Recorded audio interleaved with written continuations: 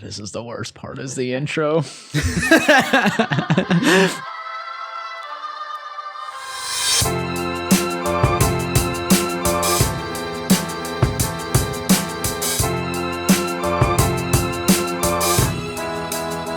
Welcome to the Jesus in a Dream podcast. I am your host, Caleb Wire, here with my co-host and some of my really great and best friends, Ray Wickstrom, Zach Anderson. Jesus in a Dream podcast, where we believe when you have Jesus in a dream, anything is possible, or nothing is impossible, or the possibilities are endless. One of those. All of those at the same time, 24/7. We're really excited for episode 1 here. We're hoping to have some really good conversation, share some laughs, share some stories, hopefully help you with wherever you're at in your journey of chasing after your dreams, leading your organization, whatever it might be that you're doing. We have some really good experiences. That's why we are doing this, is to share them with you. We want you to enjoy life, build Jesus' kingdom. Today, it's only fitting that we talk about origin stories, episode number 1 of Jesus in a Dream podcast. We're going to kind of talk about where we've come from, what we've experienced, why we're here now, and how we've seen God move in our lives, through our lives, before we even knew what was possible, where we were going, where we were heading. And so we're going to share some testimonies. If you grew up in church, you know that testimonies, they say they can sometimes be so cringy. Like, I grew up in a church where my dad would like bring people up and do testimonies and like praise. I'm not trying to take anything away from the Lord and like what he's done, but sometimes like people would literally talk for like 20 to 30 minutes. And it's like, wow, you could have probably said that in like 4. And so we're hopefully not going to go too crazy, do anything too long, but hopefully you'll find these enjoyable. But I'm just going to start. So earlier this week, if you've been following along on the Patreon, you've read Ray's blog, you've watched the videos where I talked about the name behind MyMountain, and it comes from Caleb and his story in Joshua 14. And kind of my origin story comes from my internship at Church Home in Seattle under Judah Smith. And we were in the classroom one day, and our instructor shared with me the story of Caleb in Joshua 14. And I'm named after Caleb, but I didn't know that part of the story, like the part where he goes into the promised land, says, "Give me my mountain," all of those things. And I remember hearing that story. I was like, holy moly, like that is so cool. Like that is so BA that I'm named after this guy who's like, "Give me my mountain." And then like he went and got it. And so I heard this story, and then I went to Five Stones Coffee Shop. I'll never forget this. And I read it for myself.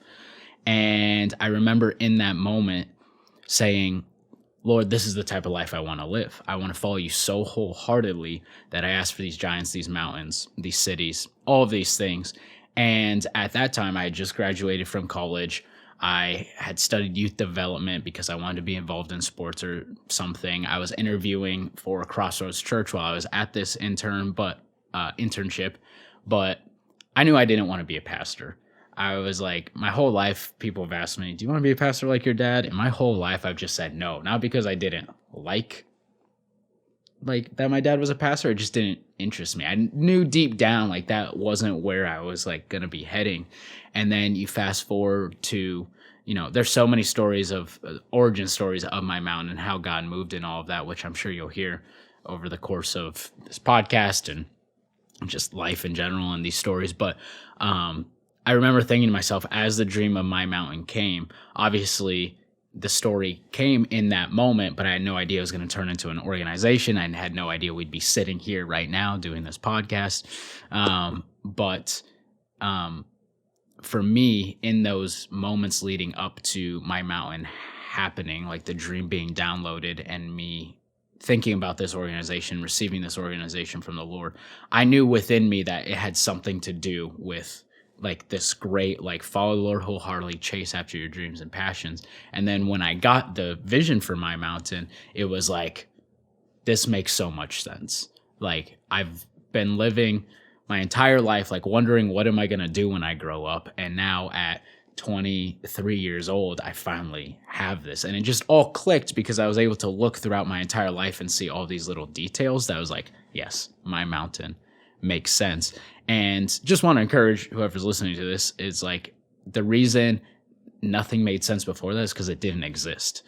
Like My Mountain didn't exist. Like this type of organization didn't exist in my knowledge. And when it came to me, it was like, oh my gosh, like this is it. And I think the Lord used so many different details within my life leading up to that, where I just shared one story of this instructor in this internship saying, this is what it is, or this is the story. And then that sparked in my heart a bunch of other things. And so if you don't know, Zach is our production guy. Rhea is our worship gal.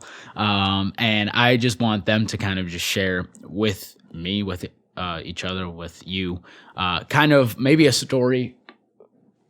I don't know. Somebody's outside of our house. Oh, it's UPS. Yeah. Oh, okay. That maybe you guys have that was like maybe didn't make sense in the moment, or you felt that burning in your heart, but now sitting here today, it's like that made all the sense in the world that it had to happen. Oh, here's Arthur. Come here. Arthur's my son and my cat, and you're going to hear him and see him a lot, probably.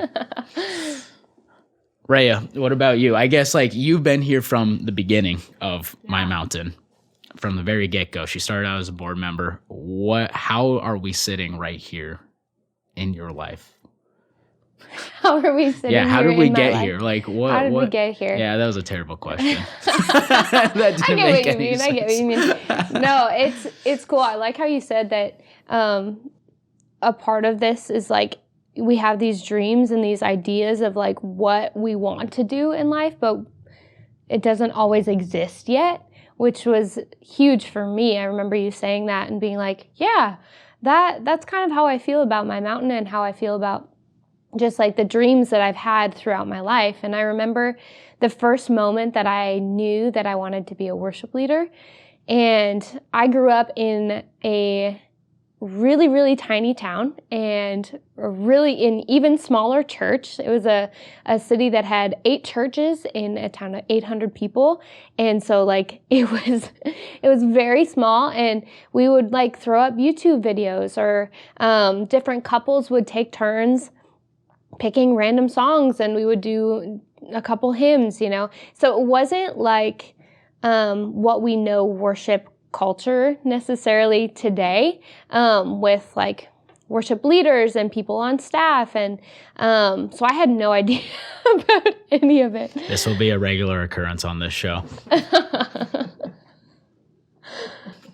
Arthur is a very naughty boy sometimes. Yeah, so I had this experience where I went to my uncle's church in Georgia. We went down for my cousin's graduation, and so we just were going to church with them. And I remember looking up, and at the end of the service, this girl came out, and it was just her and a keyboard, and she started leading the congregation. She was leading worship, like she was on staff. That was her job. But in that moment, I looked up and I said, I'm going to do that someday. Like, I want to do that someday. And I now know that it was the Holy Spirit kind of inspiring that in me, but I didn't know it at the time. I had never had a lot of experiences like hearing the voice of God and being able to discern that that's what it was. But I knew I wanted to do something in ministry, but I couldn't have pinpointed that until that day. And so I remember telling them after service, being like, I think I want to do that, but I didn't even know what it was called. I like went around telling people I was going to do music ministry, and I didn't even know what that was. But I remember the people in my life being like, yeah, we'll get you internships, we'll get you experiences. And I remember my pastor growing up was like, okay, you want to do this? Here, take the band, sing this song on Sunday. And just those experiences and the affirmations that came from that, just kind of all like followed suit after that one moment where I just like had that moment with Jesus where I was like, I think that's what I'm supposed to do. And then continuing on in my life after that, every other experience or affirmation from people, every other opportunity that I've ever had, kind of just affirmed that moment. Crazy cat. That's really cool. How old were you when you went to your uncle's? I was in 7th or 8th grade. So I was like 12 years old. So like 12 or 13. Yeah. And that's what I love about stories and just the connection God makes in our lives is I don't think it's ever too early to be looking for these things. So if you're young or if you feel like you weren't a qualified worship leader at that point, but No. those things were already, brewing in your heart, and God was already speaking to you of like, this could be your future someday. Yeah. Zach, what about you? Do you have any experiences? I know you do. I would have asked you if you. Yeah, I mean, there's like, there's been a lot of like those like confirmation moments. That's like, this is what you should be doing. I guess really recently has been one because I started a production company with a buddy a couple years ago, and then we were in the middle of that. It was some highs and lows there, and then he just recently was like, hey, I think, it might be time to close it down or to like switch things around in a way. He took a full-time job doing marketing for another guy. And I mean, that made sense for his family because it was just like, he was putting his family through a lot, and he was like, I don't like doing this anymore. But so it was kind of like this moment where I had committed to him to like, hey, I'm going to, help you start this business and we're going to do this. And I've been doing MyMountain stuff on the side, and like a lot of other all of my other like freelance work outside of that company was all basically like faith-based kind of stuff. So I helped another guy putting together a video curriculum to help people go through like trauma and stuff like that. So it was all like very like serious, like life. The goal is to like make life-changing content. And so then when my buddy was like, hey, I think it's time to be done with the production company, was like the next day I met with you and was like, and you were like, hey, it's time to like really ramp up what we're doing at MyMountain to the point where we want it to be, we're shooting stuff constantly. We're making content constantly. So that was like another confirmation of like the Lord's timing, because I wouldn't have wanted to back out because I had committed to my friend years ago of like, we're going to start this company. And then if you came to me and was like, hey, I think it's time to start making more stuff, then I would have been caught in this weird place of like, hey, I already like gave him my word that I'm going to help him, and now I want to help you. And so it was like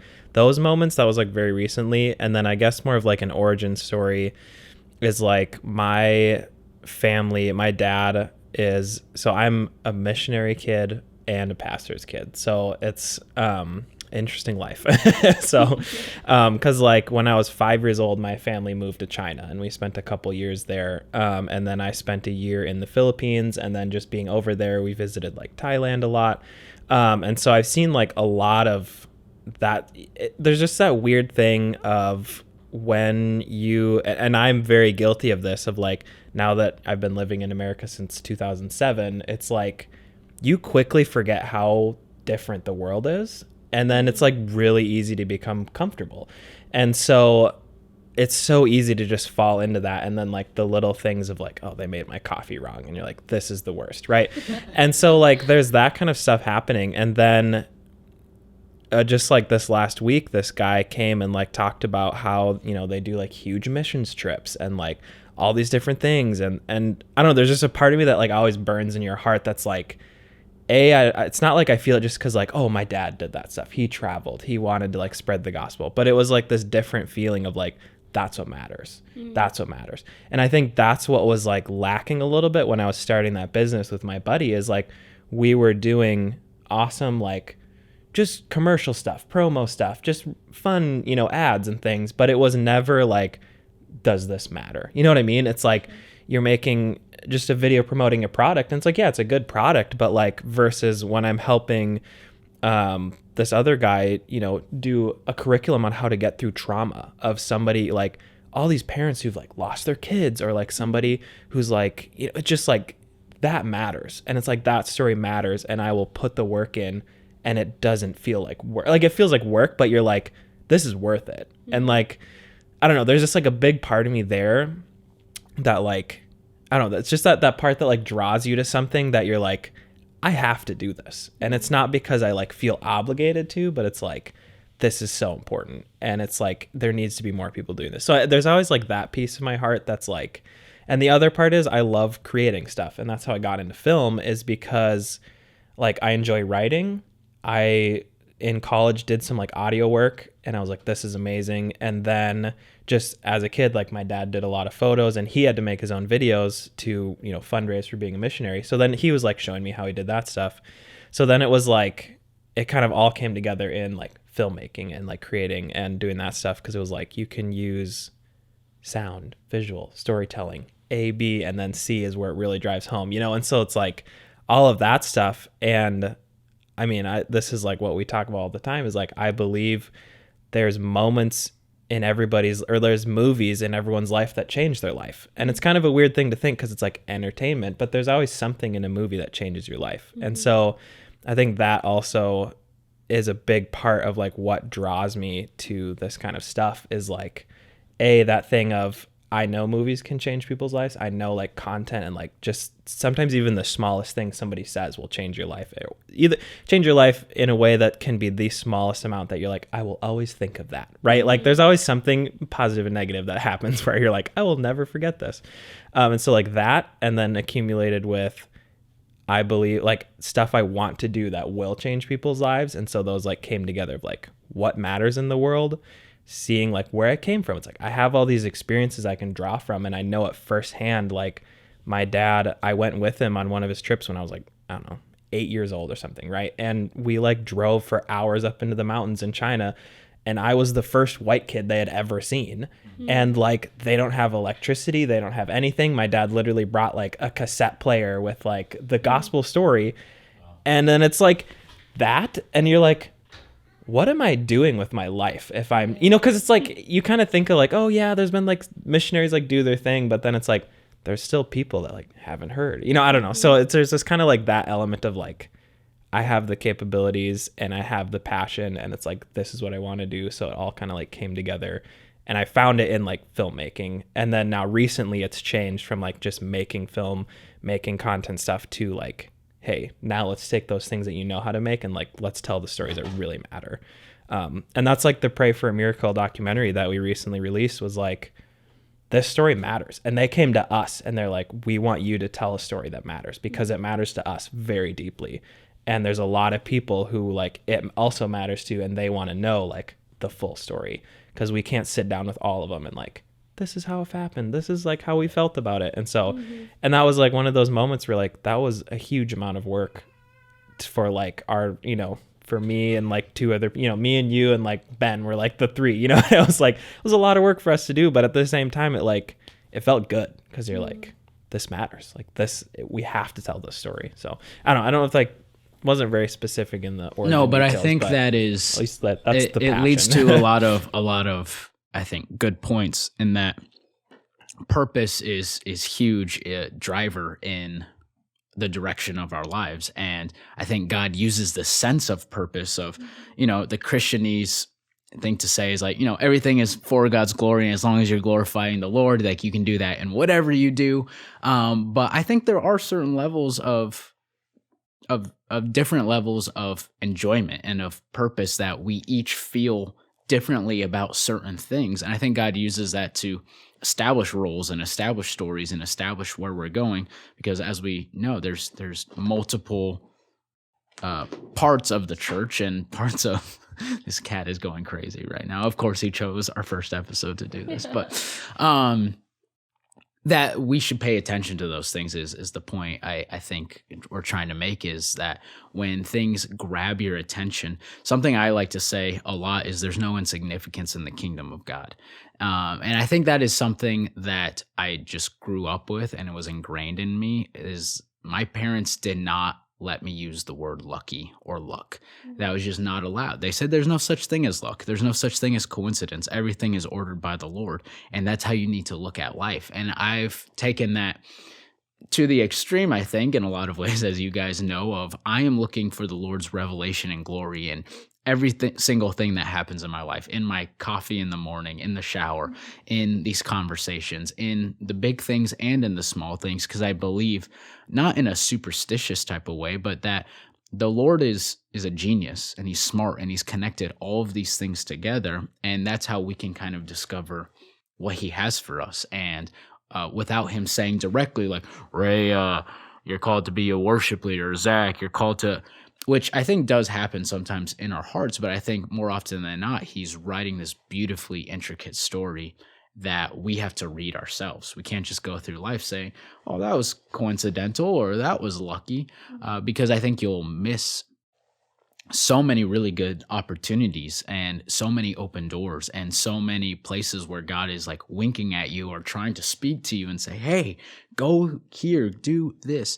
And I think something that we should talk about and maybe encourage each other and our listeners in is like those open doors. And you had kind of talked about like immediately when this started burning in your heart, people started talking to you, like opportunities were there. I know for you, and I'll let you tell the story, like you've had equipment given to you. And for me, I have several stories, and I guess I can start with when the first day that I told anybody about my dream of my mountain. I had kind of been thinking about it, and I had held on to it for a couple weeks because it just felt different. And the first day I told people, the first people I told, they were like, you need to do this now.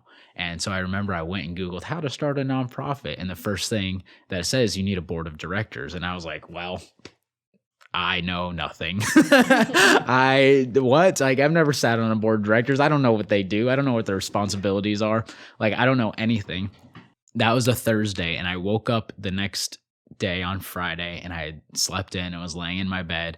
And Chris Cope, who is the executive director of Hastings Family Service, where we're at right now, called me and she had gone to Crossroads. I had kind of known her, but not really, like seen her in the lobby and stuff like that. And she's like, Caleb, you've been nominated for our board of directors.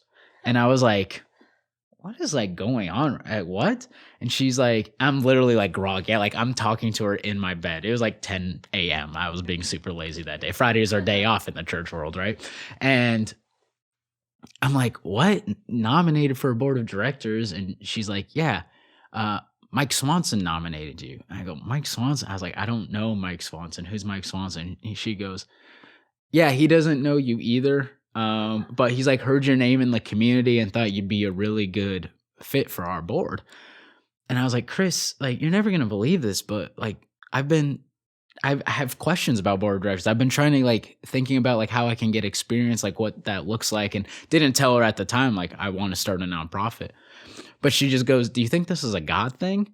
And I was like, yeah, I think this is a God thing. And so I stepped on to this board of directors and learned under Chris, who is one of the most phenomenal leaders I've ever been in a room with, and learned how to run a board. And she ended up giving me like the bylaws and walked me through like what all of that looks like. And so immediately when I said yes, I hadn't said like no, like I had the dream and the vision, but didn't feel like, oh yeah, this is what I'm supposed to do. But like immediately when I said yes, doors started opening, even when I was looking at this Google file and like a board of directors.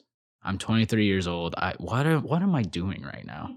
And I mean, I say immediately, but it was the next day. Like I wrestled with that for the rest of the day of like, what am I doing right now? And it was just cool to see how God immediately opened up a relationship and an opportunity to spur me along.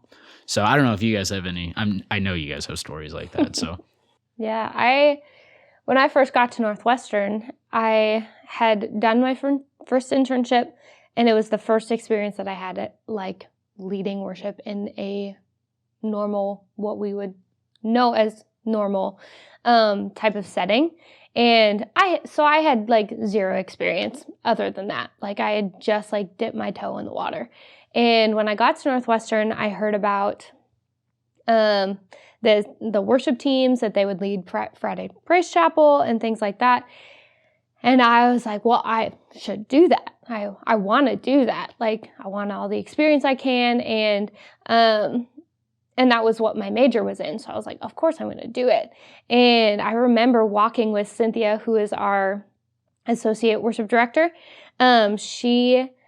We were both freshmen at the time when we were walking down, and both of us were auditioning for like the same role.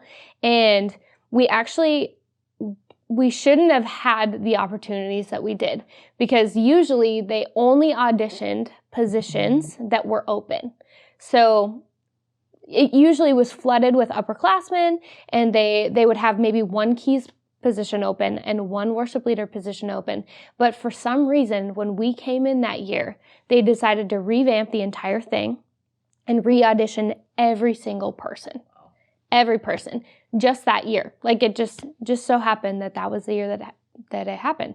And so Cynthia and I were walking, and both of us lacked confidence 100%. We were both like, "You're gonna make it," and she's like, "No, you're gonna make it." And I'm like, "We might both not make it. Like, we're not that great. We don't have much experience." Like, and we walked in there, and actually both ended up getting on teams ahead of seniors that had been on teams for years.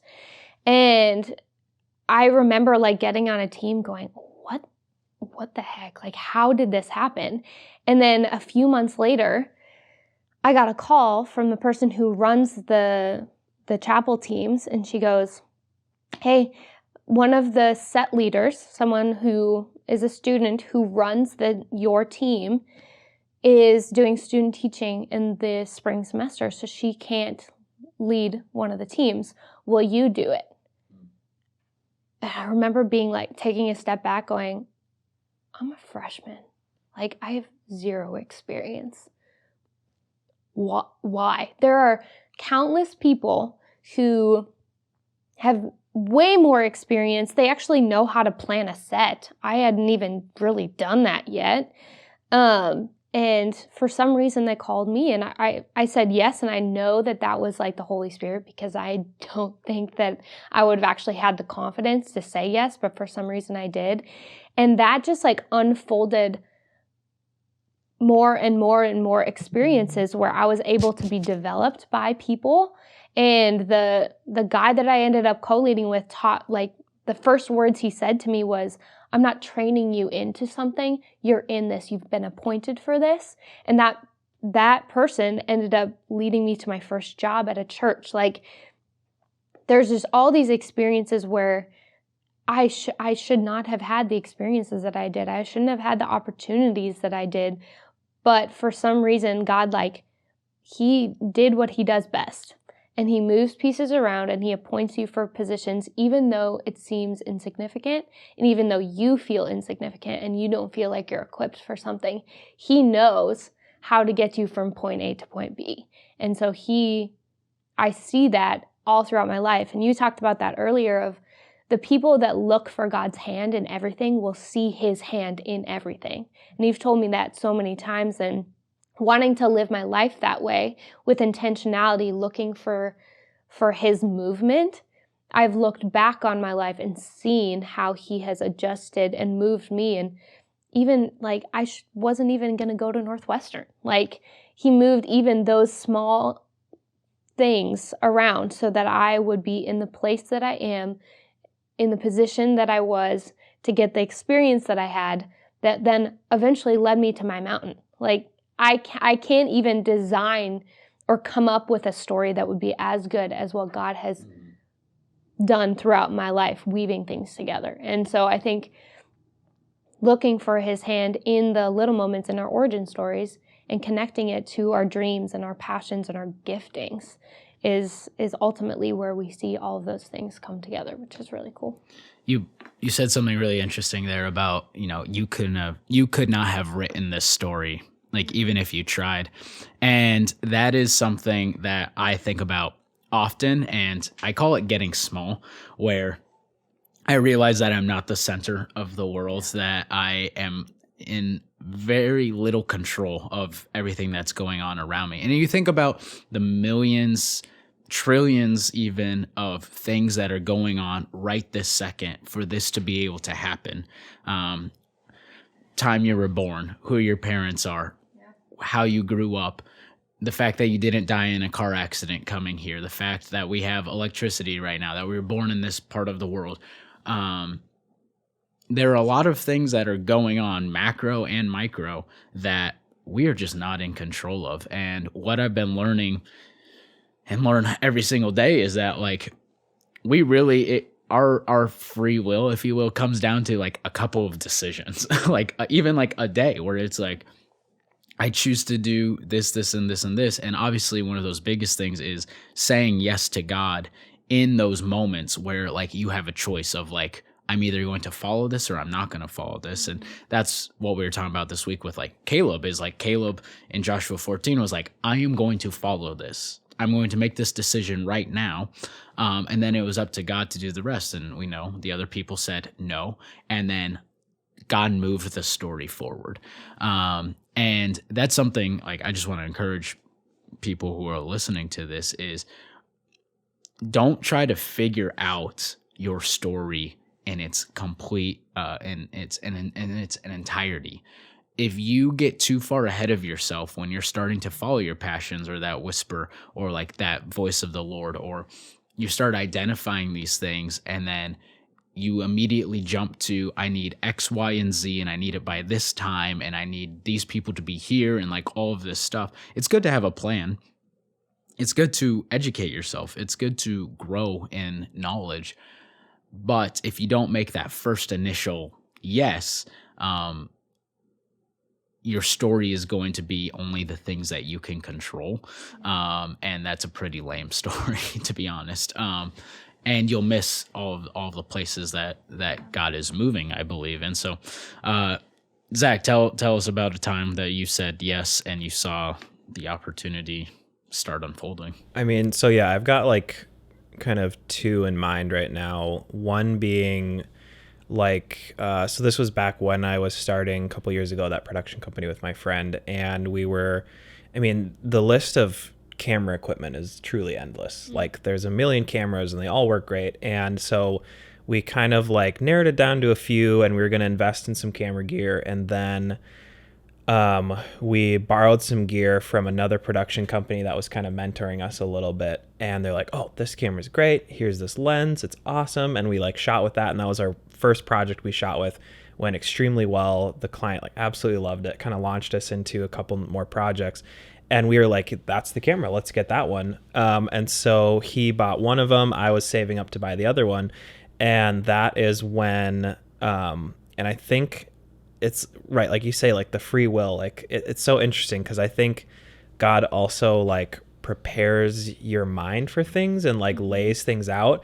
And it's like, hey, what about this? Like think about that for a minute. And then you think about it. And then you're like, oh yeah, that is a good direction to go. And he's like, great, because I have a door and a path and like a whole way to go. Because that's when me and you met for like the first time. And then you were saying, you're like, I feel like God has calling me to give this camera to someone, and I was going to give it to someone else, but now I feel like I'm going to give it to you. And it was like, first of all, for me, like coming from my family and upbringing, it's like we value gifts extremely high because gifts are not like a huge thing. And so just in my life, like obviously, like, so I think because my family like lived off of people's giving, they like understand that greatly. And it's also this thing of like, they're not going to give something that's like, you can just kind of have this. It's like, we're either going to give you nothing or we're going to give you something nice, And so, so it was like that moment where like you gave me this and I was like, whoa, no one's ever given me something like serious. And so the crazy part is it was the exact camera and the exact lens. And it's like, it was a very interesting that you were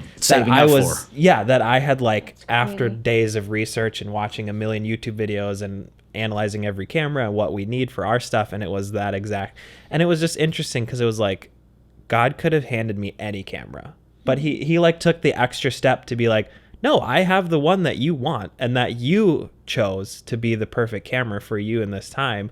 I also have, like, that's the one I have. And it wasn't like, oh God, this camera would be awesome. And he's like, oh, well, here's like a cheap, crappy one that'll do the job. It was like, no, it was like the one, so that was just like a very like amazing confirmation that how that happened. And like, and then the other story I'm thinking of is, just this last couple of weeks when my buddy did decide to like close down the business. And that was like a really hard, it wasn't super hard, but like, I kind of felt like it was time. Just seasons change, things change. And it felt like that was the right move. And if we tried to like say like, let's keep going, it would have been even harder. But it was like that moment where it was like, what are you going to do? Because now I have this clean break where like, hey, now is literally you can go any direction freely. And I was like, well, and I like prayed about it a lot and I was like thinking about it a lot. And that's where I felt like, hey, just going all in with MyMountain and doing more stuff with that. And I'm just going to hope that, my freelance stuff will kind of pick up the slack where we need it, because God's provided in the past. Like one of my biggest clients in freelance was referred to me from someone I don't know. And I get a phone call, like I prayed the next day, I get a phone call and this guy's like, hey, is this Zach? I was like, yeah, I don't know who you are. And he's like, oh, this guy recommended we like find you to do some video stuff. And I was like, I don't know who that person is. And so it was like literally God like just connects the dots and like and so it was just that thing where it was like, I trust. And so after I made that decision to like go more with MyMountain and do like, cause it's a risky thing to do. And it's so it was just changing careers and changing focuses. And then immediately after and it wasn't like I signed a piece of paper, right? And it was like, I've decided this, but it was like in my own heart that was like, I've decided that this is the path I'm going to go. And then literally that day and the next day, I had people texting me, dude, I'm overwhelmed. I need you to do some editing for me. Oh, dude, the shoot just came up. I need someone to cover for me. Can you fill in? And These it was just like, things. Yes. Yeah. And so it was like all of these things were like, I was like trusting the Lord, because I'm like, MyMountain, we're a nonprofit. We're not, it's not like a full, at least not yet, right? Like we're not like a full career paying everybody. So it was like this thing of like, if I choose to go 100% with this, I will be bringing in nothing right now. And so that's like kind of scary. But then God was like, oh no, don't worry. Like I have all these side projects that aren't going to be like overwhelming. I'm not going to hand you like a career that's like, oh, hey, this is going to take up all your time and now you can't do MyMountain stuff. It was like literally all these amazing, just from people that like I've worked with in the past that I didn't think would come back, or like another guy who literally said he was done doing video stuff like a year ago, and now he's like coming back and he's like, dude, I've got people coming and they need some work. And he's like, so it's just like that kind of stuff where it's like God was just saying like, no, I'll take care of you, like don't worry about it. And it's not like he's like handing me like free money, right? And that's I think what's interesting about God is he's not like, oh, you need some money, here's just like a blank check or whatever. But at the same time, he's like, no, I'll give you stuff that like, cause I don't know, I feel like people are meant to like do things and work, especially men like need to like be working. Otherwise they're going to like go crazy if they're not like physically working on something. And that's how like I feel. And then God's like, hey, I've got work for you and I've got like things for you to do. So like, don't worry about it. And so, yeah, that was just those like you said, it's all the dots are there. And then God's like, connects all of them and you're like, whoa. Like, but yeah, I think there's a couple of things in what both of you were saying that I want to explore here. And I think the overall theme of these things is an origin story. Like in Spider-Man, like the origin story of Spider-Man is he gets these powers. He doesn't know what to do with them. He doesn't know how to use them. Uncle Ben dies. And now he has a purpose of where he's going and what he's doing and why he's doing it. And I think most of the time origin stories are used like for superheroes, but in any story worth telling, there's always the story before the story that explores why people do the things they do and how did we get to this point. And I think when we're talking about like callings or purposes or the jobs or the projects that's like we're most passionate about these things. This is what we want to be doing. We want to be successful in them. We want to change the world in these things. I believe that the Lord uses origin stories as the story before the story, where I would say like even in my own life, I'm still like, I think I'm just now exiting the origin story portion of my life as far as it comes to MyMountain. And what I've seen the Lord do and what I've learned is in the origin story is where you get down to the nitty gritty. You get down to why am I like actually doing these things? And what skills do I need to refine? Where am I coming up short in my relationships, in my knowledge, in my work ethic? And I believe those things are necessary. An origin story is God's grace, and that he allows you to explore these things and grow in these things and be educated in these things and work on these things before the stakes are too high.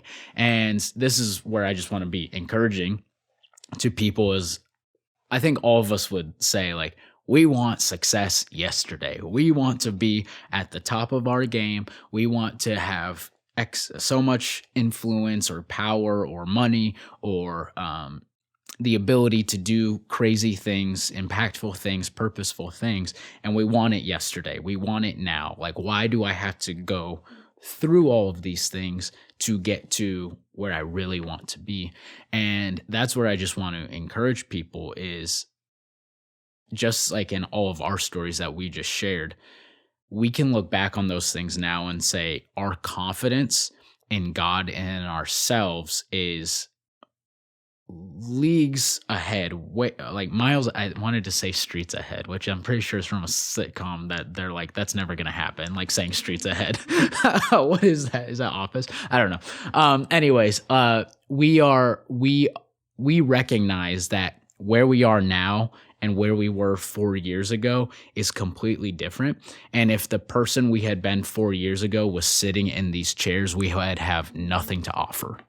In fact, we would be failing pretty hard, and it would be very embarrassing, and it just wouldn't be a good thing. And so Scripture says, "Don't despise small beginnings," and it's funny, that is quoted a lot, but a lot of people don't know what that story or what that quote comes from. And where that quote comes from is when, after the temple is destroyed in Jerusalem, the first temple, and the Israelites go back to rebuild the temple, and God is telling, I believe it's Jeremiah or Ezra, to measure out the foundation, like hang the plumb line.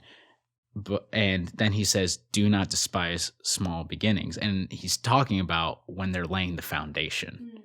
And that is so true about our personal lives as well, is the foundation of what we stand on, the whys, the relationships, the purpose, the drive, is what holds up everything else. And if that is not strong, and if you despise those things, if you say, "Nope, I want to be this person tomorrow, and I know ways that I can manipulate and cheat the system and get ahead and get to where I want to be right now," and you don't have that character, you don't have that integrity, you know, that story is as old as time as well. We can look at people, we can name names and say, like, something was missing in the foundation, and then that's why their fall was so hard. And so, anybody listening to this, if you find yourself in your origin story, it's a beautiful place to be.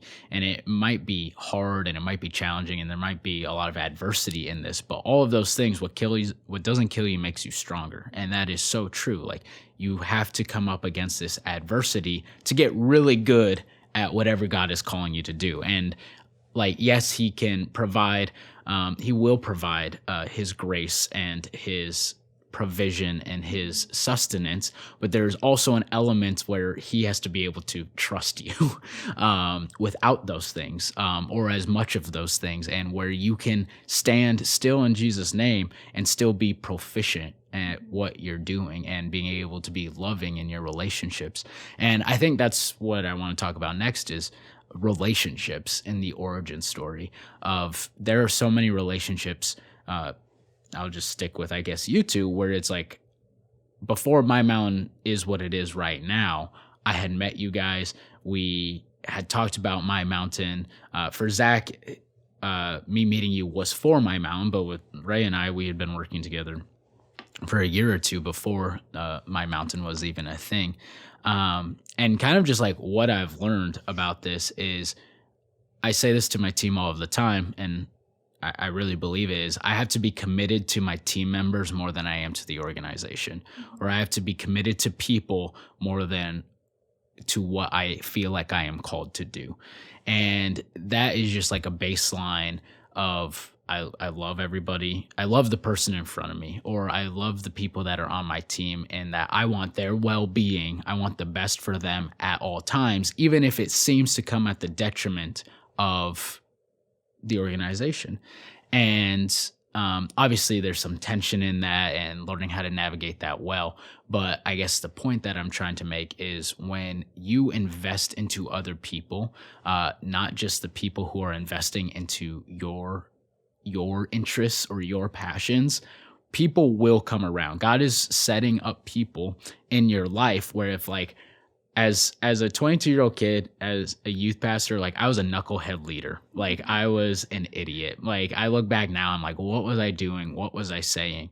Um, but I think God was growing me, but I was also treating people fairly well. Like obviously I make mistakes and I'm not perfect, but like for Rhea and I, like I knew I didn't want to be a youth pastor. I was enjoying being a youth pastor. It was like life-giving. I knew that wasn't the end all be all. I could have been in those moments just so like bitter and resentful and a pain to work with of like, I feel like I'm called to something bigger than this. And so all you little peons just do my bidding and I'm going to be this youth pastor, but I'm just going to use it as a stepping stone to whatever God has for me next. And if I had taken that attitude,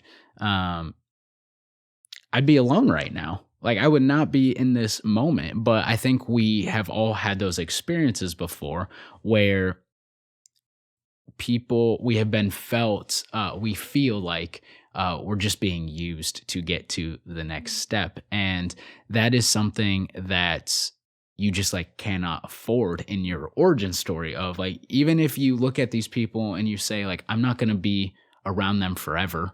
Like they're not where I'm going to be next. It's like, you don't know that. You have zero clue who God could be using to propel you into your future, or who he's going to bring with you, or who's going to come into your life, leave your life, and then come back, which at MyMountain is a very, very common story where one of the people we work with, Hannah, I went to college with Hannah, did ministry with her, didn't talk to her for 4 years just because we went in different directions after we graduated. And now she's a part of the organization, loves being a part of MyMountain. And it's because the relationship was taken care of from the beginning. And that's not to like to brag or be arrogant in that, but it's this attitude that people are our greatest asset, which is one of our values. And whether you're in MyMountain or not, like whether I'm interacting with these people or people outside the organization, I am looking at them as a child of God, but more than that, that if I want the best for them, then hopefully they'll want the best for me. And that can manifest itself in a lot of different ways. But yeah, I think relationships are just a huge part of our origin stories and why we are where we are right now. I think something that you were talking about and kind of applies to this too, of like building a foundation and something that I've learned working with you so much all throughout the years and ways that we have grown together, of like, it takes humility. Like being in relationship with people and doing work with them, especially in something like this where we were starting something, there's trial and error. You know, there's ways that we have, I mean, how many times have we had conversations where like, I was an idiot, like that was dumb, yeah. Man, shouldn't have said that. A lot. You know, it's but mostly me too, saying those things. But She's being humble is always right now. It's mostly me. But you're leading this organization, and with that, I get to be one of those people that comes alongside you and takes kind of like, we're trying to find our way, and with that comes trial and error. And I think having people that are on your team and being people who seek after being humble in that pursuit of whatever you're doing, so that you know, like, man, I made a mistake. Those people aren't just going to leave, you know? And it comes back to that foundation. Like if you have humility as the foundation, it doesn't matter how far you get.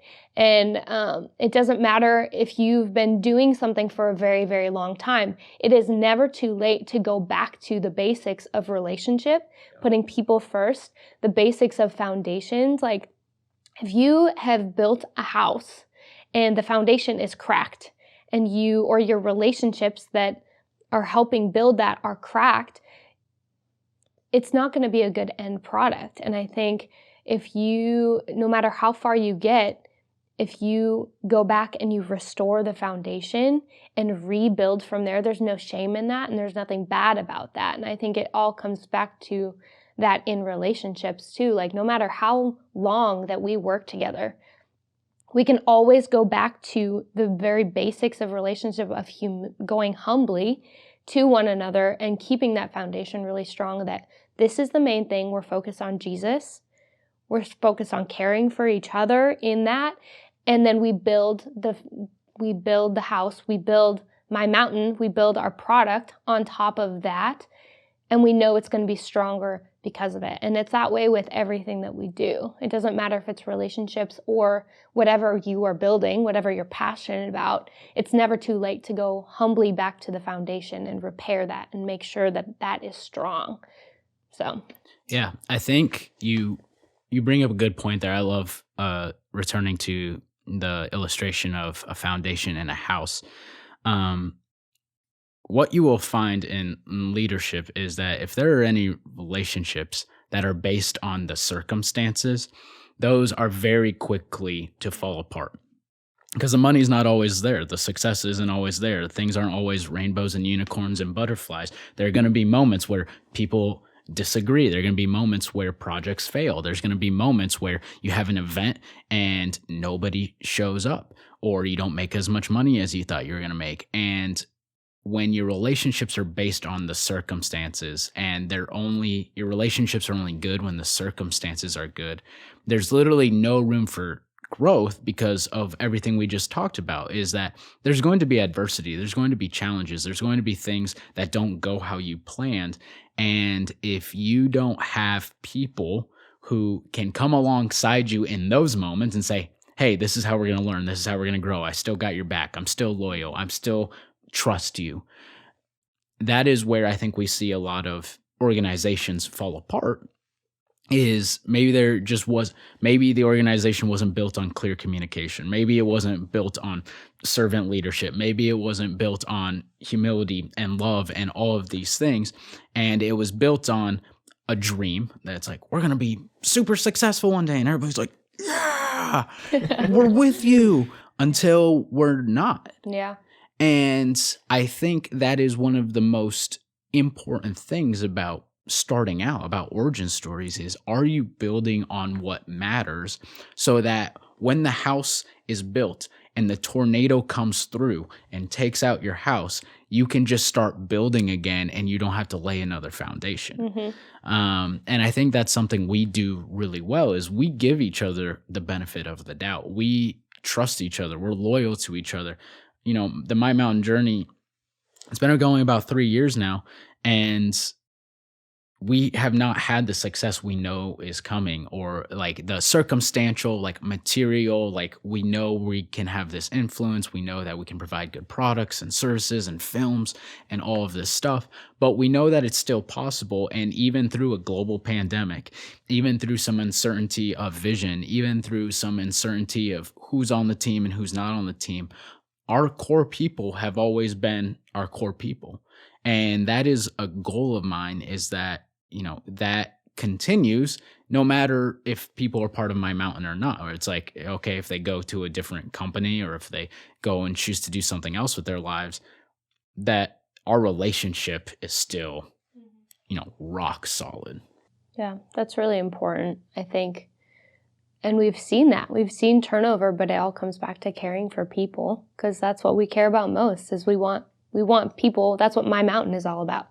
It's about helping people experience Jesus through their gifts and their passions, and helping them live that out wherever they are. So regardless if they're with MyMountain or not, I know we've had countless conversations about that. And I remember there have been times where I'm like, oh man, should I quit my job, or should I, leave everything and only work for MyMountain? And right now in my life, that's not the reality, but I have never felt, I think I've put that pressure on myself, being like, oh, I should, but I have never felt that from you, where like that has to be the situation, because you know that where God has me currently is where God has me. And you want to help me be successful in whatever arena I find myself, in whatever place that I find myself. And I think that that is a beautiful thing, when you can be for people before you're for your own success and for your own ministry and your own organization.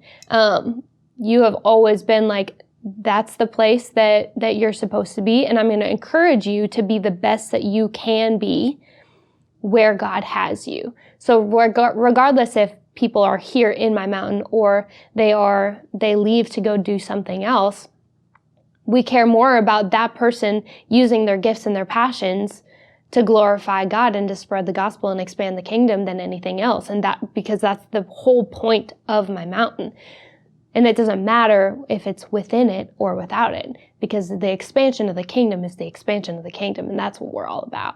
Yeah, that's really good. And it made me think of just how I used to live my life, and like before I was really following Jesus, was I really lived in a place of manipulation and lying, where I am a good storyteller and I was able to get what I wanted by making people believe what I wanted them to believe. And that was just so rooted in obviously evil and lies and manipulation. But I think this is a really good point to bring up here is what I had to learn from the Lord was how to live with open hands, how to not be a chess master, a game master, how to not look at the people around me as like, not necessarily, I mean, I don't think I was necessarily thinking with like a malicious mind of like, I want to hurt these people to get what I want. But that's the reality of what was happening. And any type of manipulation, you are not being transparent. You're not being authentic. You're just trying to get what you want. You might not think that you're hurting other people or that it's for the greater good of your organization or your ministry or your business. But in the long run, if you're taking blocks out of your foundation to put on top of your building to make it taller, you're undermining yourself, because something's going to come around where that's going to be exposed of like, oh, you didn't mean that when you said that. Like this is actually a really funny story. So right when the pandemic was starting and MyMountain was, there's a lot of question marks. It was like, I don't know no one saw this coming. I didn't see this coming. I don't know. And I remember I was driving to go see one of my buddies in St. Cloud. So it was about an hour and a half drive. And I get a text from Rhea saying, like, I have some news. I'm moving away. Like, I met this boy in like Phoenix and like I'm going away. And at that time, like we had just had like conversations about like where were we going next with MyMountain, and like she was going to take a more prominent role within the organization and all this stuff. And then she was joking, but she didn't tell me that she was joking. I forgot about it. She forgot to tell me that she was joking, and I was reading this in the car. And so for the rest of this car ride, I am literally like wrestling with the Lord in prayer of like, I thought you told me this, and now this is immediately happening. And the Lord was like, you just have to live with open hands. You have to believe that like, if I'm calling her to this, that she's going to like be here, like doing this, like all of this stuff. And so that is like in the middle of an afternoon on a Friday. Rhea does not get back to me until the next. It was Monday. Yeah, it was Monday. Yeah. I was freaking out all weekend, but I was wrestling with the Lord. And I finally came to this place of peace of like open hands, like whatever you want, Lord. And she's like cringing right now because, and I hope she is, because I hope you still feel bad about I do this. feel bad about it. But, and I think I told her, or like came to this place in my heart, and we have had conversations since, like as she's referenced, of like open hands, like wherever God has you, I believe that's the right place. And fast forward to almost exactly like a year later, Rhea gets a call to move from Minnesota to Georgia. And at that time, she did have a more prominent role. We were working on all of these things, like getting ready to do all of this stuff. And when she told me that, I was able to go from like a year later, it was like, I'm nervous, but I'm just going to say like, I believe in you. And like, what God? And a year later, like Zach had talked about this earlier, like the Lord prepares our hearts for like these types of things. Like he used her awful practical joke on me to prepare my heart for something that he was actually going to do in the future. And when it came to, okay, I'm moving to Georgia, I'm following the Lord's call, I'm quitting my job, I'm moving across the country, I don't know what's going to happen, but I just trust the Lord. I was able to go from a person who it's like, no, I want her on my team, to a cheerleader, and to saying like, no, this is exactly where you need to be. This is exactly what you need to do. If you feel like you're following the Lord, like open hands. And I could have very easily been like, no, you committed to this. No, like if you're going to quit your job at Crossroads, you might as well just come to My Mountain. Like, what are you talking about? You're going to move to and like got myself up in a tizzy and tried to manipulate the situation. Like it could have been so easy for me to say like, no, you're wrong about moving to Georgia. You are supposed to quit your job and just come to My Mountain.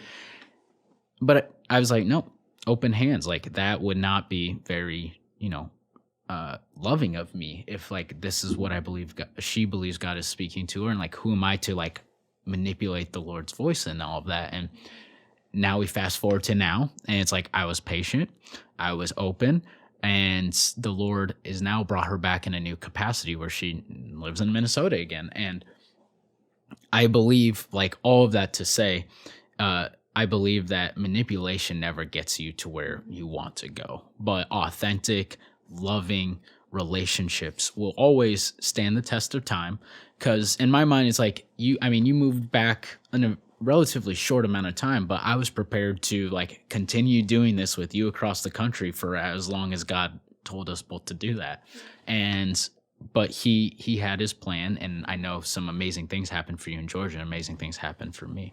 But all of that to say is that your sturdy relationships are what will provide you the most stability in your leadership, in your organization, in whatever it is you're trying to do. Whether people are directly involved with what you're doing or they're just people in your lives, sturdy relationships are the greatest foundation to build upon. Yeah. And I think on my side of that, I could not have done what I felt like. I was very unsure at the time when I came to you and was like, I think I might be called to Georgia. Like, I don't know yet. But like, I feel like it's just stirring in me. And it was that relationship of like, I know you had walked through it before, and God had prepared you to speak into my life in that moment to encourage me. You're like the first person who told me, yeah, you need to do this. You need to do this. You need to follow wherever Jesus is calling you to go. And that was foundational for me. And what we were talking about earlier about, we have experiences that build the foundation of our life that then God can use to build ministry upon. And if we don't have that foundation, then it can crumble. And for me, that was an experience that I needed to have with just me and God, to raise up a foundation that I knew this walking into it, that it was like my desert moment. It was like the time that Jesus went to, 40 days in the desert to spend with God and to fast and to pray. Or Moses, like when he flees to Midian and he has all this time before God calls him to go back to Egypt and to do this incredible thing. Like God prepares us in those moments. And I never would have been able to do those things had I not had people in my life speaking that over me, saying, you can do this. Like you can trust in God that what he's calling you to do is going to be good, and it's going to be foundational for future things that he's got coming for you. And so how it's cool, like we were talking about earlier, the flow of our lives and how God orders things, like it wasn't just for you that it taught you to have open hands. Like it also, him teaching you to open your hands impacted my confidence in following God's call, even though it was the hardest thing I've ever done. And so when we let God do the work in our own hearts, you never know how it's going to impact other people and the people around you and the call that God might have on their life as well.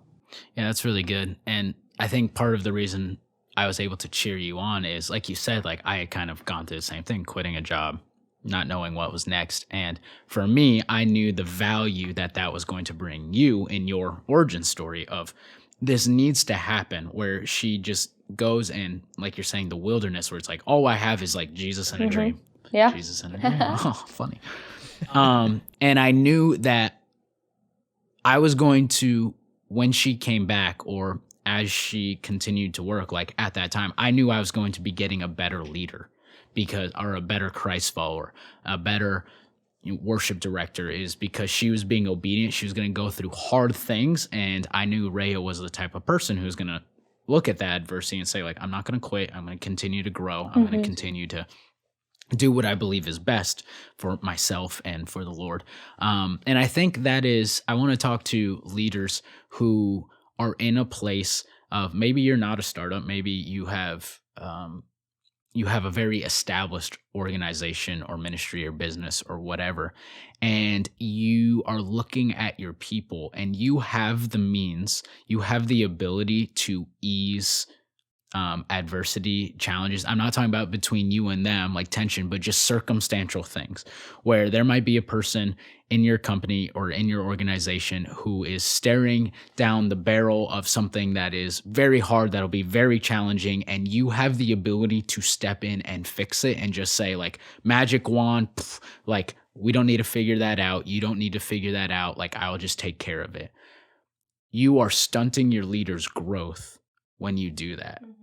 You are not allowing your leaders to become higher capacity when you just step in and do everything for them. Now, there's moments to teach, but you have to really teach. You have to ask questions so that they can come to the answers themselves. When we just provide answers in the midst of adversity and challenges, that doesn't grow us. Like, we have to go through the storm. We have to go through the wall. We have to go through the challenge in order to turn out higher capacity leaders. And I think that is one of those things that I learned where there needs to be a certain amount of struggle for our people, and this is like how I want to lead, where I might have the ability to magic wand it, solve the problem.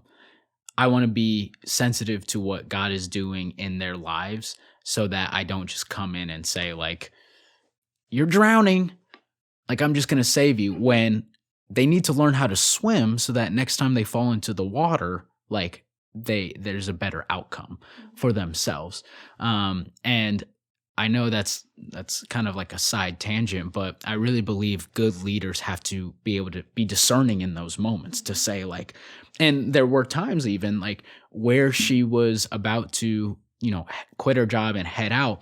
And I put my head down as like, I will fix this problem of her not having an income. I will raise money and pay her salary and like all of this stuff. And that's not how it turned out. But once it started not going how I thought it was, I wasn't fighting it. I was like, okay, Lord, like, what is this? And it was very much this is not how the story's supposed to go. Like, she needs to learn to rely on my provision, not your provision, not her job's provision, my provision.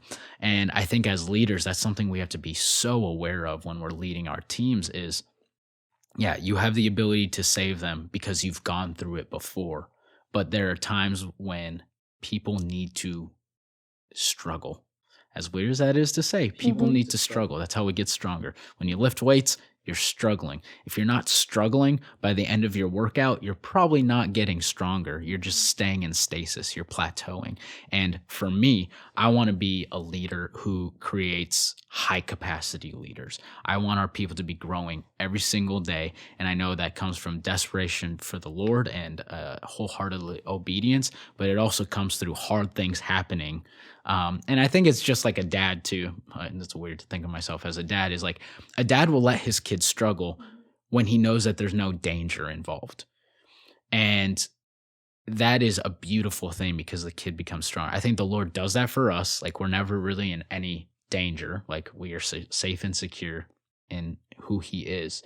And that's a realization we need to come to so that we can fight the battle at hand to get stronger. Like, we say, like, Jesus has given us the victory, yet we still like struggle. It's because he has a plan to make us more like Jesus. And if he just comes in right now and says, I'm here, bippity boppity boo, like, yeah, how do we grow? And so I really think like that's a very deeper theological point of like suffering and challenges and all of that stuff, but it's the refiner's fire. And I think as leaders, that's applicable to who we're talking to. And for us, it's like we have to have that discernment of, yes, now is the time to come in and save them, throw them the life jacket, the lifeboat, whatever. And sometimes it's like, no, just come to the boat, like swim to the boat. You got this. Like, I believe in you. You're going to get stronger. Because then, like I said before, the next time you come up against a challenge, they are a high capacity leader so that you as a leader don't have to take time and energy to focus on things that you don't need to focus on. You've developed people who can look at the challenge and say, I've already done that before.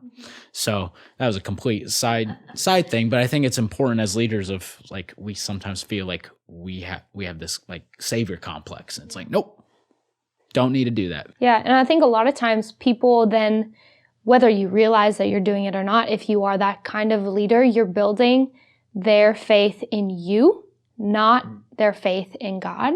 And like Paul says, like, follow me as I follow Christ.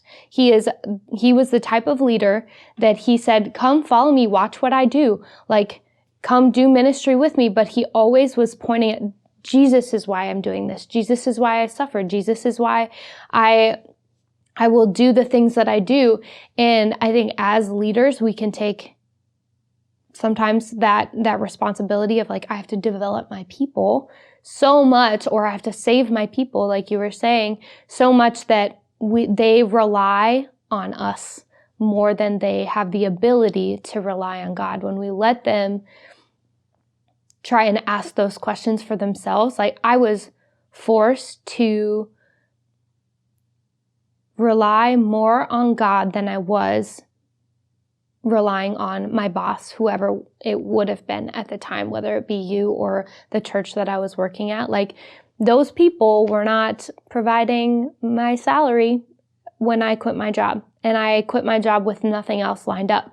And God quickly came through in that, but I had to walk through it and make the decision that even if I didn't have someone above me that I knew that I could trust, that it was like tangible, like I can talk to you, you're in my presence, I knew that it didn't matter if that person was there or not, because I knew I had God, and I knew that He was my provider and He was my sustainer, and He would give me everything that I needed to accomplish His purpose for me. And so when we have that savior complex, I think we do it unintentionally because we want to develop people, and I think our heart is in the right place. But if we're doing it in the wrong way, that's not allowing them or pointing them in the right direction. I think sometimes we can develop them and save them in some ways, but there's a right way to do it where we're pointing them in the right direction, that it's not me who's developing you. Like, it's not me who's doing all this stuff. It's for the purpose of God's glory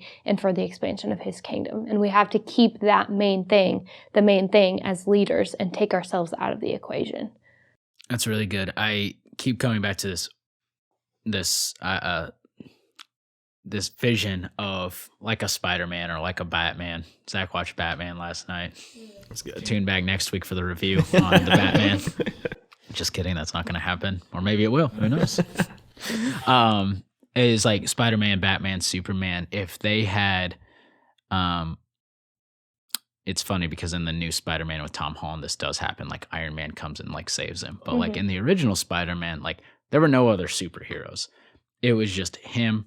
And if he failed, like he failed, and he had to deal with those consequences, and he had to get stronger because of it. And he also had to develop confidence in his own abilities to save people and to accomplish what he set out to accomplish. And I think for us as Christians, there really needs to be a healthy tension in our confidence in the Lord, but also our confidence in ourselves. I think too many times, and I do this too, I cover up my insecurity with false humility. And that like making decisions with this, I don't know if, or I'm not sure if, and that is not the type of leader God is calling us to be. God is calling us to be leaders who make decisions, who make our bed, we sleep in them, and then we deal with the consequences later, whether we were successful or whether we failed, and we take full responsibility. But the only way you can take full responsibility for your actions and your leadership is if you have confidence in yourself. If you don't have confidence in yourself, it'll always be somebody else's fault. You'll always be in that insecurity of, well, I'll blame the pandemic, or I'll blame my assistant, or I'll blame my team. But when you have bad leaders too, you say, he told me how to do it. Right. Now it's wrong. Yes, that's a great point. And we want people who are confident in themselves, meaning that they have like the skill and the proficiency in whatever job it is that they have. That for me as a leader, like I am confident in Rhea and in Zach because they are confident in their abilities. When I put Rhea on the worship stage, she's not up there like she knows what she's there to do and she does it well. When Zach is setting up our podcast or shooting footage or editing, I am not second guessing Zach second after second because I am confident in him because he is confident in the ability that he has developed and the talent that he has developed. And both of them also, I just know, work on their craft. And when we're talking about ourselves now, that is something that we need to develop in our origin story is, are we working hard on whatever gift or passion or talent or opportunity we think is coming so that we're confident in God that he's going to provide the opportunity in the way and sustain us with his grace. But we're also saying, like, when I step into this, nobody else is coming. It's just me. And I am willing to accept that responsibility. I am willing to accept those consequences. I'm willing to look at the actions that I committed and say, this is where I need to grow. This worked. This didn't work. And it all comes down to me. And this is why I say it has to be a healthy tension, because then that can quickly develop into arrogance and pride and, bragging and stuff like that. But that's why it's a tension, is like we have God over here and we have us over here, and we have to come to this middle ground where we did put in the work. We did prepare ourselves. And this is also one of our core values, is we want to be planned enough to be prepared and flexible enough to be led, where when God does step in and he says like, okay, you were going to do it this way. Now I need you to do it this way. You're confident enough in God to just be obedient. But when there isn't that step by step, like, this is what I want you to do. I want you to turn left, left, right, left, right, left, left. It's no, that's not how it always happens. In fact, it rarely happens that way. But what it does happen is God says, I want you to do this specific job. Will you be faithful in learning how to do that job well, and learning how to do it my way, and learning how to do it in a way that helps other people? And that is a huge part of the origin story, is you have to sink or swim. And when you're with God, you'll never sink. You might struggle. You might drown a little bit. You might inhale some water and cough and feel like you're going to die. But if you continue going, you're going to get to the shore, and you're going to have confidence in yourself that, again, when I fall out of the boat next time, or when I enter this swimming competition or what have you, that you can be confident in your ability and your proficiency to do the job well. And that is what we want to develop in our leaders, not only in ourselves. So you want to raise up confident leaders. You want to raise up people who can make decisions and who will take responsibility for those decisions. And part of where that comes from is the origin story. And what's in the origin story is that adversity, is those challenges, are all of those things. Zach, you've been quiet for a little bit. Yeah, you I'm look just like thinking, you have thoughts. I mean, one of the things that like I think about a lot is, right, like you said, like the do this, then do this word from God like rarely happens. And the way God speaks to people is different for everybody, and just the way you listen to God is like different for some people. But it's like, and I always wondered, like, why is that the case, that he's not just like, oh, do it this way, do it this way.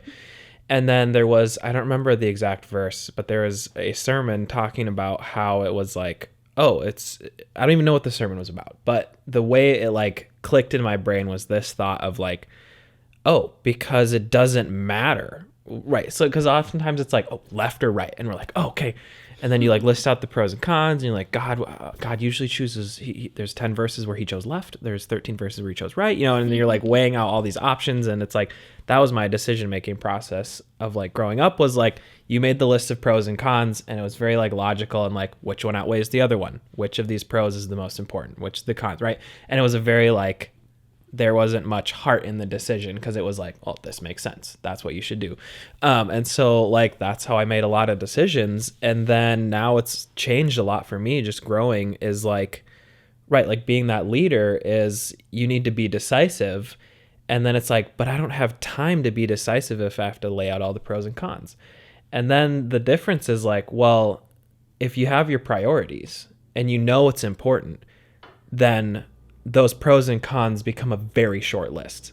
And it's like, if your priority is to like make sure people are valued, that's going to eliminate all like so many of your options. Cause you're like, oh, if we do this, that kind of like makes this person feel like an idiot. Okay, maybe let's not do that. And so then it's like, even though that's like, oh, but that saves money. And it's like, yeah, that's also super rude to do. And that person's going to like, that's not nice. And so it's like, okay, what's more important, money or the person? Your decision's made. And so it's like learning. So anyways, that to circle back to, I was thinking about like, why does God not just tell you go left, go right?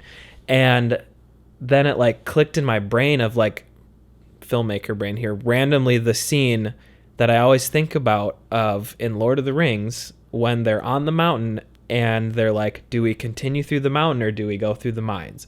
And we all know that like going through the mines like was one of the worst things that happened, because like they all almost died and it was super difficult and terrifying. But I was like, why did Gandalf leave that choice up to Frodo? Because like they're there. And it's like Gandalf's the one who like, he knows everything. He's basically like the God / Jesus figure in the story, because like he's super smart and he has like the magical abilities and he understands like so much more than they just blindly follow him. And I was like, why did he leave that choice up to Frodo? And they all look at Gandalf and like, which way should we go? And he's like, I don't know. What do you think? I'll let you choose. And like, there's this moment that I was like, why does God let us choose? He knows which way like is the best way. But then I was like, it's not about the physical left or right. It's about you choosing to go, and God's like, I will be with you.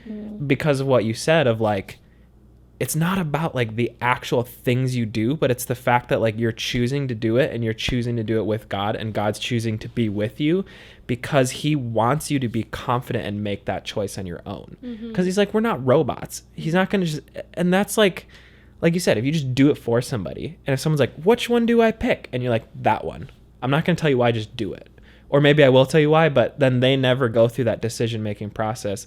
And your faith isn't built on that way. Because that's what I was thinking about, like, when my buddy was closing down the business, is it was like, I wish there was just a very clear, before I had to make that choice of like, God's like, oh, nope, here's a job and a salary, and they're offering it to you right now, and you don't even need to consider which decision to make. It's just made for you. But it's like, no, God wants you to make the decision. He wants to be along with you. And to circle back to Lord of the Rings, like Gandalf wanted Frodo to make the choice. In my mind, this is how it like made sense, is I was like, because he wants Frodo to make a choice on his own, because Gandalf knew he wasn't going to be with him all the way through to the end of the journey. Wow, that'll whether he had to like, but God will be with us all the time, right? But it was that thing of like, he was like, he wants Frodo to like choose, and he's like, I'm just going to go with you because I need to instill in you in this moment that you can make a choice, because you're going to be the one who's going to like pull us through. So I need to like build this confidence in you, and I will follow and support you whichever way you go.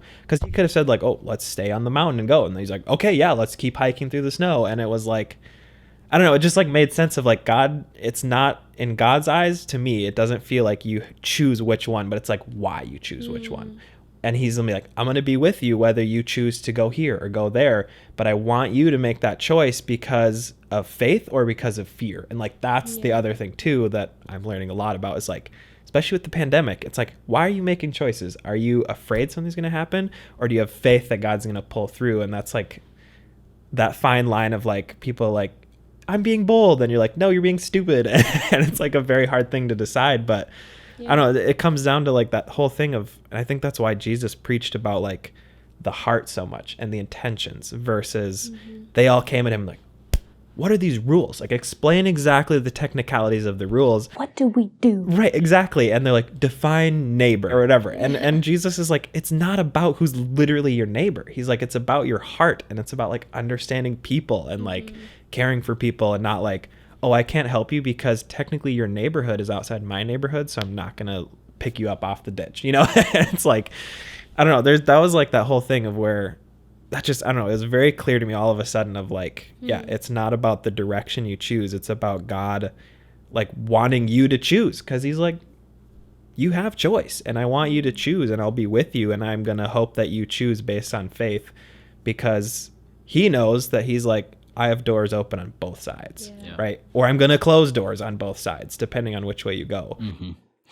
That's really good. And it reminds me of one of our conversations of, with the camera being like given to you, like me giving you the camera, it's like there really wasn't a choice in that for you. Like you said, like yes, but it wasn't like a choice. It was yes or no. Like with you either get this camera or not. And then we fast forward to, your other company, like closing down, and you had some choice. You had a choice to either take over that company, you had a choice to go get a corporate job, or you had a choice to do MyMountain.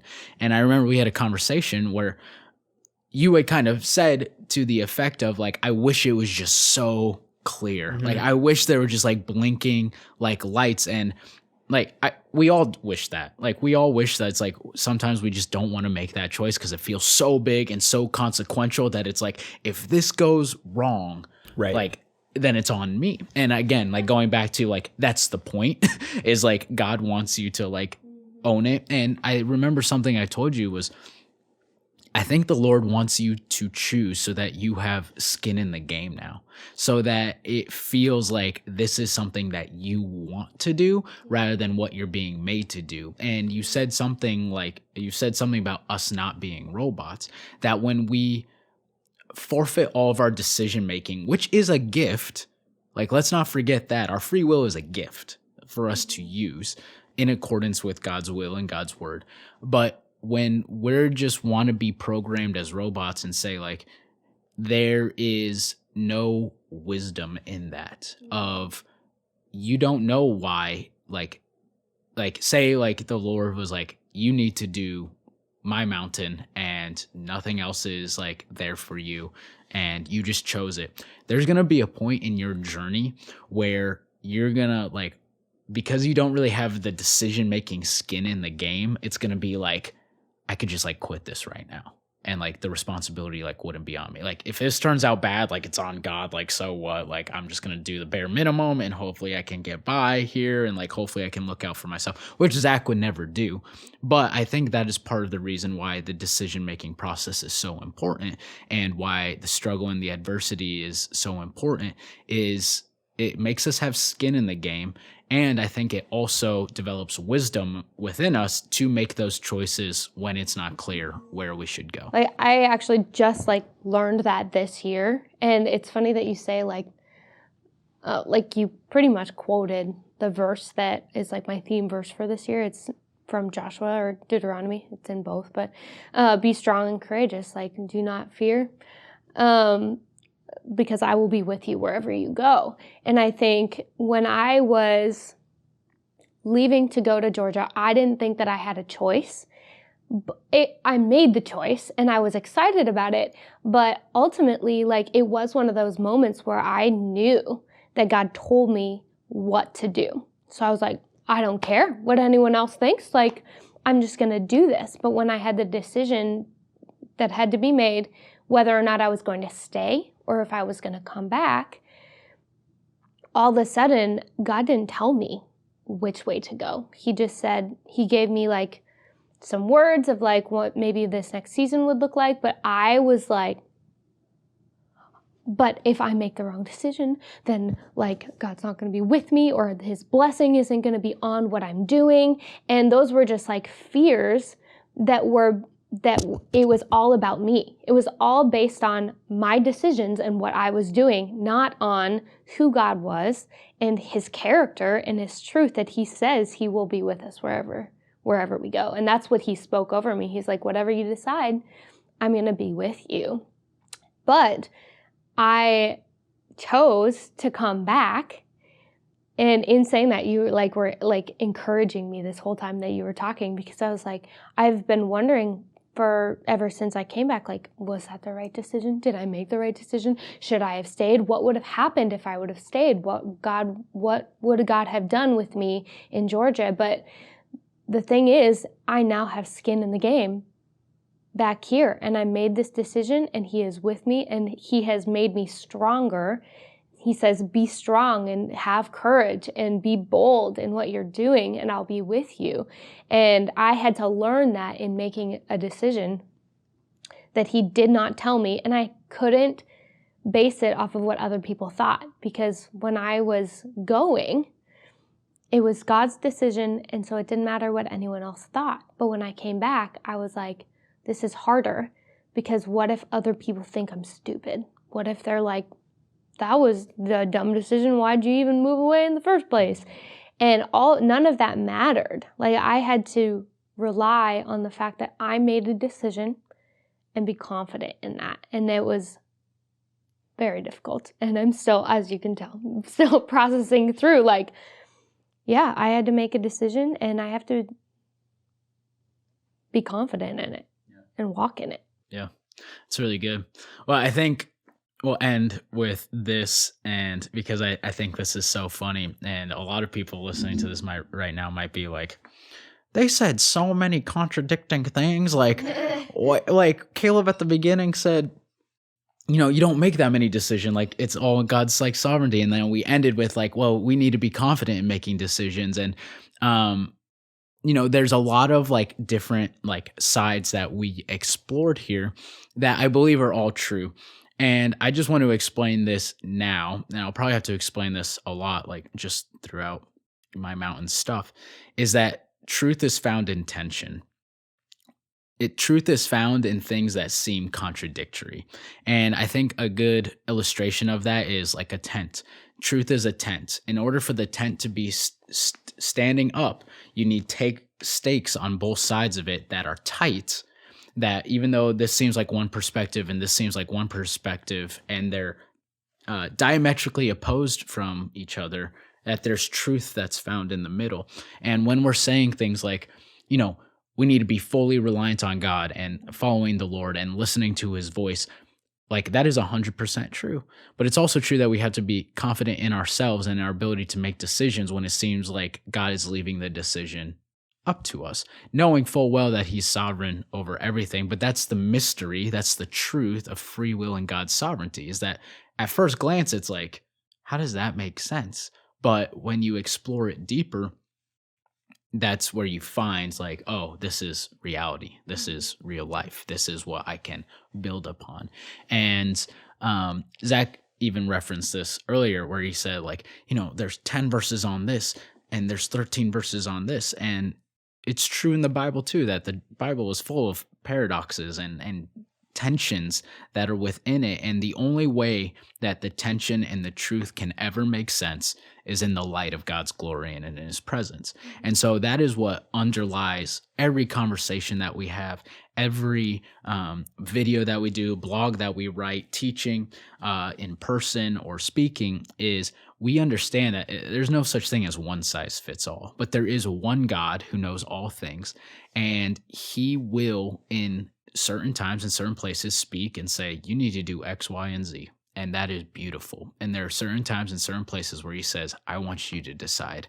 And that is beautiful. And both can be true. And for you, the viewer, the listener, that is something that is more important above everything that we talked about. Is I don't want you to take like, oh, well, Zach said he did this, and Rhea said she did this, and Caleb said he did this, and so now I'm going to go and do those exact things in my own life, and it's going to like work, and the results are going to turn out. Yes, but no.